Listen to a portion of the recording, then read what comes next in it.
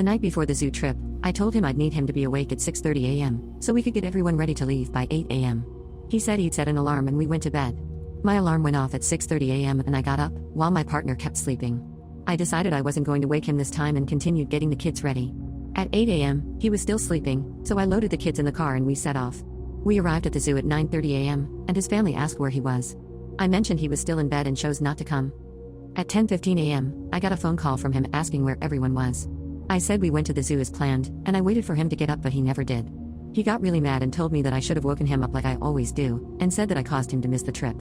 He then called his mom and complained to her, who yelled at me in the middle of the zoo that I was being unfair and that I should have given him a shake to let him know he needed to get up, and that I was about to leave. My mother jumped in and said it wasn't my responsibility to get him out of bed, and that he needed to take responsibility for himself. A few more words were exchanged and his family stalked off for the rest of the trip. I had a blast with my kids, parents, sister, and nephews.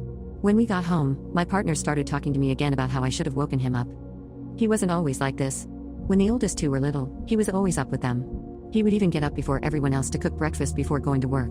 We had to move in with his parents at one point, and that's when things started to change. His family is incredibly misogynistic. His dad works then comes home, watches TV, and drinks beer, while his mom does everything else, including getting him up for work, etc. These beliefs seem to have rubbed off on him, and his mom is very quick to tell him something is the woman's job. He's seeing a therapist independently who has suggested some form of depression. He's generally pretty good otherwise. He will help with dinner, cleaning, putting the kids to bed, etc. He's not entirely useless. Getting out of bed in the morning is a long-standing issue, though. He had a vasectomy after baby number 4, which turned out to be incomplete. I then had a hysterectomy. Update 1.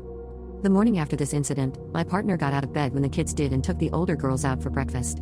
Later, I asked him if he'd be willing to read my thoughts and he agreed. He was very subdued afterward, and didn't say much except to agree that he was in the wrong. He took off work the next day to see his GP, and was started on antidepressants. We had a long talk. He was ashamed of how he was acting, and to hear people comparing him to a child. He cried when he realized how much he was letting everyone down, especially his daughters, who will grow up thinking this is normal behavior. He confirmed that this all started when we lived with his parents a few years back. He left home at 17 to get away from his mother, and she told him he'd fail as men need a woman to look after them.